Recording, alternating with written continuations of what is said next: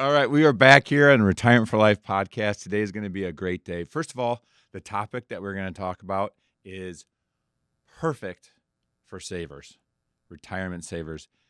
I always get on these ideas that I just love, and this idea is so just deep inside the heart of what I want to talk about. So I hope I'm not overselling it. It's just what I'm absolutely thinking about day and night, sadly. I know Brooke thinks I'm crazy, but we're going to talk about 401ks. By the way, I have coined the 401k the IRS's perfect tax weapon. All right. So we're going to talk about that and more today. Retirement for Life, your passport to a comfortable and confident retirement.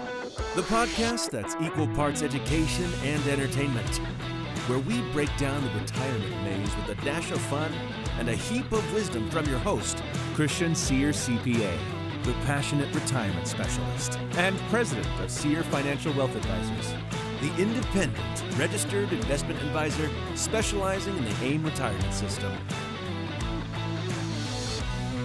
So let's get into it right away. Before we do, Emma, welcome back. It's been a while. Thanks. Yeah, I've gotten a couple clients saying they miss our podcast, so it's good to be back. We're back.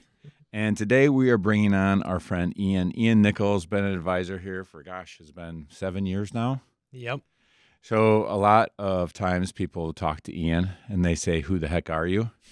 Well, we're going to change that. We're going to have you here on the podcast and we're going to bring you in. So thanks for being here today. Yep. I was always trying to convince you to do a podcast. And then when you started, I kind of hid for a while, but I figured I better. Well, you better be careful. You're part of the team now. All right. So I just want to stay on point with this very important topic. Everybody that comes to us for the first time doesn't understand how much they're going to pay in taxes in their retirement. It's a shock. It's almost like people don't believe me when I say you're going to pay $2 million over the course of your retirement. They just get absolutely flustered, and you have to prove it to them. Yeah, it's hard to comprehend that big of a number. So I started doing a bunch of math about 3 weeks ago, and I was pulling in a lot of data from a lot of our financial plans. And I was trying to think of ways, people don't remember a lot, but if you can give them a rule. And so I came up with the 1-for-1 rule. And this is for people with 7-figure 401ks, all right? Very specific to that, and I'll tell you why later. But if you have 7 figures in your 401k on the day you retire, I can tell you how much approximately you're going to pay in taxes between the day you retire and the end of time. So you retire with $2 million in your 401ks. And what is a 401k? It's money that has not been taxed. Could be whether it's an IRA, a 403B, whatever it is. Put all those money together. You're married. Okay, so your spouse. When we say 401k today, it's basically just money that hasn't been taxed. 403B is another one. Money that's not been taxed. If you retire with $2 million of that stuff that Uncle Sam has never gotten his hands on yet, it's a 1-to-1. You will pay $2 million of taxes between now and the day you retire. What percent of Americans believe that? Well, I think it's shocking because it seems like the 401k or 403b, whatever you have, has been sold to employees as sort of the only way to save for retirement in a lot of cases. And so you don't really think of the other side of things. What's going to come next when this gets to be $1 million portfolio and there's no taxes that have been paid? All of my growth is going to be taxed. It's not something that's introduced to people at a younger age. Right. And like before, it was so pension based. So now we're relying on the basically employees to manage this massive asset, really. With little education around it. Yeah. Without learning throughout the course of their life, it just switched. What I want to do today is just go through some basic numbers, how it gets to this point, why you are going to pay so much money in taxes, talk a little bit about why it's the perfect weapon. There's some amazing things that I came across that I wish I would have known years ago. But then we're going to talk briefly about what I think the solution is for people, depending on their age and their circumstances. We'll go through it quickly. But you just said something that I want to show you guys. Hey there, RFL Show listeners. Did you know that 97% of Americans associate the word financial advisor with simply investing money? But sadly, there is one key piece of information most retirees do not realize until it's too late, and sometimes they miss it altogether.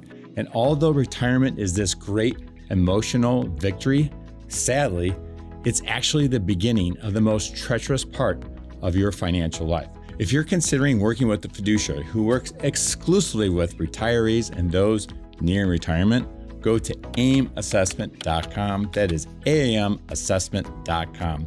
Schedule a complimentary one-on-one visit with me. Ask questions about your retirement situation. Learn more about our trademarked AIM Retirement System and see if we may be a good fit for you. It all starts here with the conversation. AIMassessment.com. All right, so let's start with this. I went through an example. You guys follow me. You guys are going to have to guess the number here, okay? Mm-hmm. You are 30 years old. You take $5,000 and you put it into a 401k at work. Now, first of all, why would you do that? Your CPA says you can save $1,000. Mm-hmm. Mm-hmm. Your company's giving you free dollars to match that. Sounds great, right? Yep. It's the default when you start your 401k. It doesn't go to Roth. It goes to pre-tax. And then also you go home and you're probably still talking to your mom or dad about this. And what does mom and dad say about saving money for retirement? Yeah, it's great. Start They've young. got a 401k. And then there's this thing about peer pressure. Your coworkers, are they doing it too? Yeah. Mm-hmm. I put 10% in. Okay. So you save $1,000 and life goes on.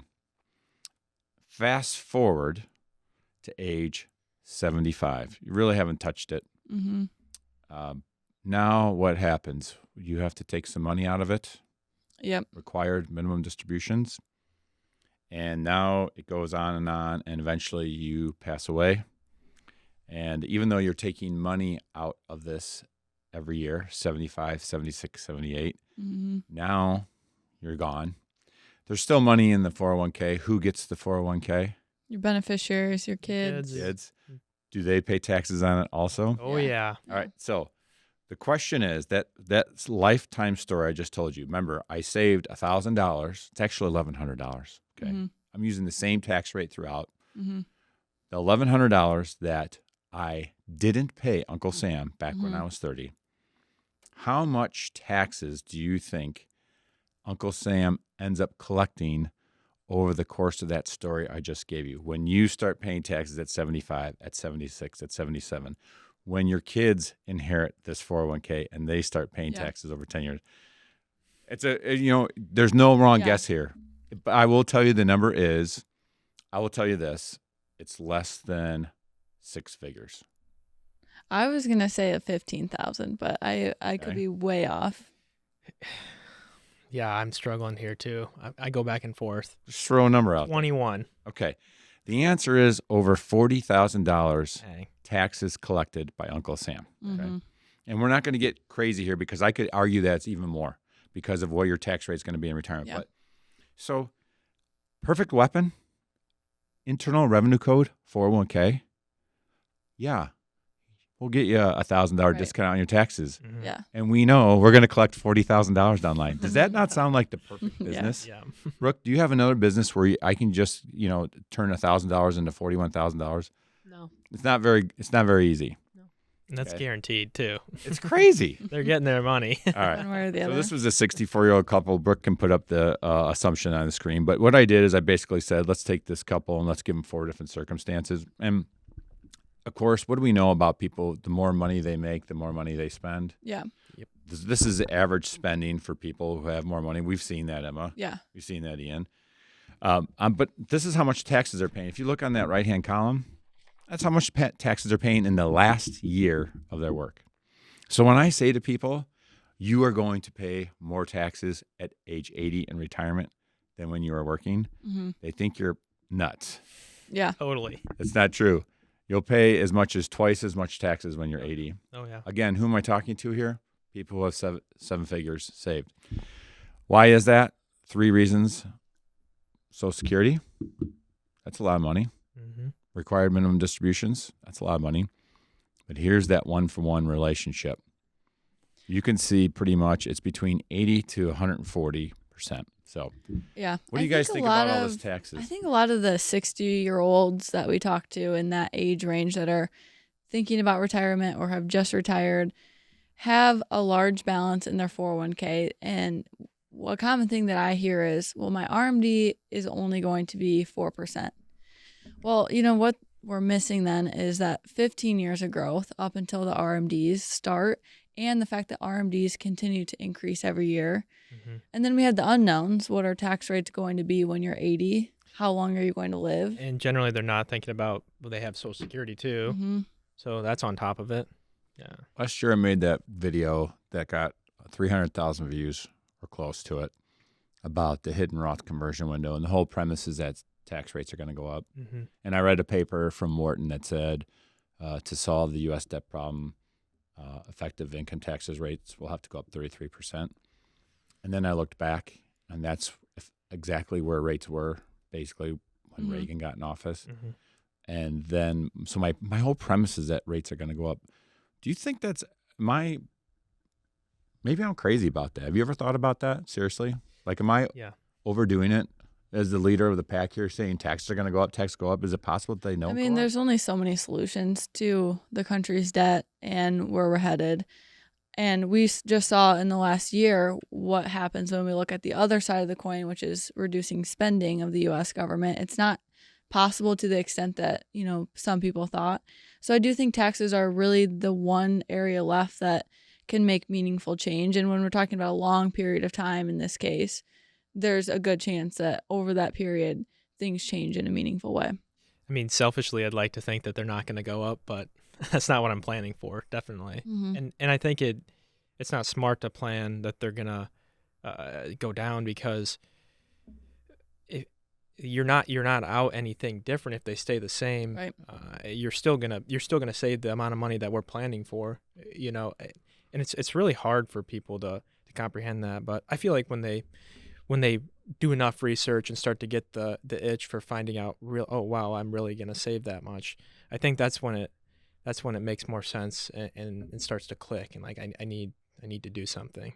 If you were to type in Google right now, historical tax rates over the last 45 years, give me a chart. Mm-hmm. You just see tax rates going down and down and down and down. Mm-hmm. And I'm sincerely very concerned for people who are in their 60s right now, who are either nearing retirement very soon or have recently retired. Mm-hmm. And I just see this opportunity to save millions of dollars. And that's what the whole video, and that's what the research papers I was working on, is that you can, that one-to-one relationship, $2 million in 401k, $2 million of taxes, you can cut that tax bill by as much as half. Yeah. And it's a great opportunity, but it's all based on the premise that, some people don't care, because a lot of times, who's going to benefit if you save $1 million? Are you going to benefit, or is it going to be your kids? Yeah, right. Well, I do think probably over half the people that we meet with that watch our videos have an advisor already. But, for some reason, either their advisor is not capable of doing tax strategy for them and giving them the information they need to put something like this into place, or they just, kind of give them a one-off, here's what you should do, and then kind of drop them from there. So I do think a lot of times it's on the advisor to give the information, and probably over half the people we talk to don't have an advisor that's capable or willing to put something together. I agree. And whatever, 7 years ago or whenever that exact date was, that was one of the main reasons that you guys stuck out. That's why you started working with us? That's why you love us? No, not exactly, but close. Yeah. But I mean, I had some serious opportunities with so many different advisors, and that was never even close to a topic. Yeah. I don't know. It's definitely something to be said. It's true. Michael Kitces says that 1 in 6 firms, advisory firms, will say they do some sort of tax planning.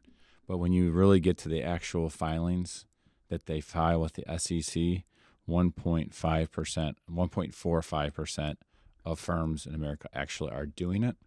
And so there's a lot of software. You know, we're trying to hire people these days. We're talking to good, qualified, certified financial planners. Mm-hmm. And it's interesting. For every 10 you interview, 9 of them, you bring up the tax thing. They're kind of like, Yeah. But we did have one guy recently we talked to. He was a real tax nut. Mm-hmm. And I think he even said, I don't want to work at a firm that doesn't focus on taxes. Mm-hmm. It's becoming more popular, I think. And there's a lot that goes into it. It takes time to learn that stuff. It's just the thing. You can't control what lawmakers are going to do. You can't control what the market's going to do. You can't control people, but you can control how you pay your taxes when you do it. So, all right. So one more thing on this topic, I think we could talk about all day. The thing that I wanted to show here is that the only time you can do something about this. Let me ask you guys this. I'm 55 years old. Mm-hmm. I've got $2 million in my 401k. I'm drinking the Kool-Aid. Yeah. I don't want to pay all this money in taxes. What can I do about it if I'm 55? All my money's in my 401k at work. Yeah, most likely you can't touch it. A lot of times they won't allow for a Roth conversion within your plan. Mm-hmm. So unless you have some dollars to get started with outside of your current 401k, probably you need to wait a few years. Yeah, it's just unfortunate. So I looked. So I love those people, though. I love when there's a 55-year-old person. I get so excited because I feel like they're early, and you rarely find somebody that found out about this and can plan for it. Ambitious and already planning for it. I had somebody, it was last week or week before, come in and they were 50 years old. I'm like, geez, you're one of the youngest talking about a Roth conversion that I've heard. Yeah. Mm-hmm. But it's great. For those people, there are small things you can do. Yes. But the way the laws are set up, unless you either leave your job or you are over the age of 59 and a half, that's the only way you can really tackle some really effective advanced tax strategies to truly cut that tax bill in half. And now the other side of it is, what if you are like my friend Paul? I love him. He's a golf buddy of mine. Yeah. And go to hit my ball, and he goes, well, hold on for a second. I've been seeing you talking about this Roth stuff on YouTube. And he goes, can you help me out? Well, not to get too much into his personal situation, but the answer is it's too late. Yeah, and it's a lot more unfortunate than somebody that comes to us too early that we can't help.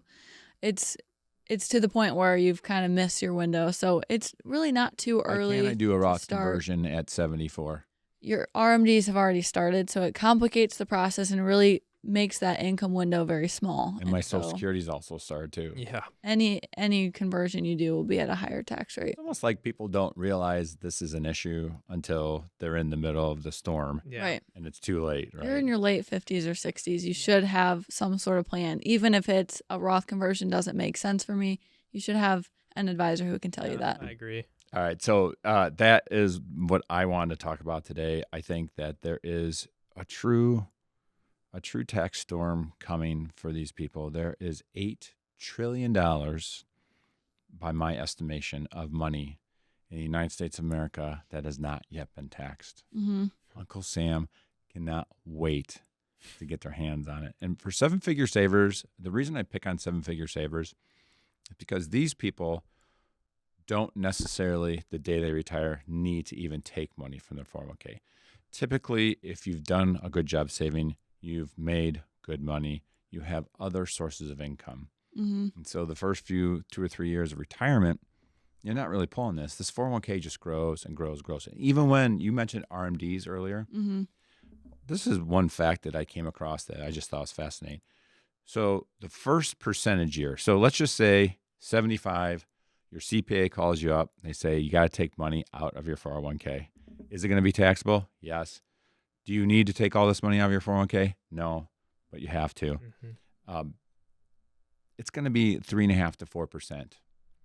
What is, on an average year, I'm asking you, in an average year, what is the rate of return on a 75-year-old person's balanced portfolio? 3 to 6. There's no wrong answer. 3 to 6. I would say balanced portfolio, 6% is a fair. An average. Half stocks, half bonds. Yeah, true. So you're taking 4% out of your 401k, Yeah. and it earns 6%. What happens to the balance of that 401k that year? Continues growing. It keeps going Yep. up and up and up. All the more reason to think about a Roth conversion. So when it peaks is usually at age 83, 84, 85. And that's because by that time, the amount Uncle Sam is forcing you to take out, Yeah. 6%, Right. is about what you're making, 6%. Yeah. And it peaks at 84. And that the perfect weapon, tax weapon. What happens, according to actuaries, when you're 85 years old? That's You're gonna You're going to die. kick the yeah, bucket, but at 85, you're gonna continue. So at the time when your 401k is the most maxed out it's ever going to be, Yeah. Mhm. just at that point, the IRS has it figured out that you're going to give everything to your kids. Right. Mhm. They're already in a 25% tax Yeah. bracket. Yep. Did you know this 401k was a complete accident? It was buried in some tax law. And about 2 or 3 years later, after it was written into law, it was basically put in to balance out like some pension argument the government had with big pensions. And like 2 or 3 years later, this one consultant guy, they call him like the father of the 401k. Mm-hmm. I wish he was never born. Oh, He figured wow. out that it'd be a great way. Jeez. In all honesty, he actually did a huge favor for the majority of Americans Yeah. because this vehicle is a great way to save. Yeah. But he didn't do any favors for 7-figure savers. Yeah. No. Yeah. So that's how we got into it. All right. That's the 401k. So is there anything else that you guys want to add to this conversation that I've dominated today? I'd say it's not too early to start. Even if you think you don't apply to this, it's worth looking into and getting a plan going. Yeah, that's what I was gonna say. Just get a plan. Get started on a plan, even if it's just something simple. Mm-hmm. It can save a lot in the long term. My prayer for all 7-figure savers who are in their 60s is that they listen to this and find out what their actual tax bill is going to be at 80, what they're going to pay throughout the course of their entire retirement and taxes. Yeah. After they get over the shock, my hope is that they find out how much they can reduce it by. Mm-hmm. Thanks for listening. We'll see you guys on the next one. Take care. Investment advisory services provided by Sear Financial, Inc., SEC registered investment advisor. All content on this podcast is for information purposes only and should not be considered investment, legal, or tax advice. Material presented is believed to be from reliable sources, and no representations are made by our firm as to another party's informational accuracy or completeness.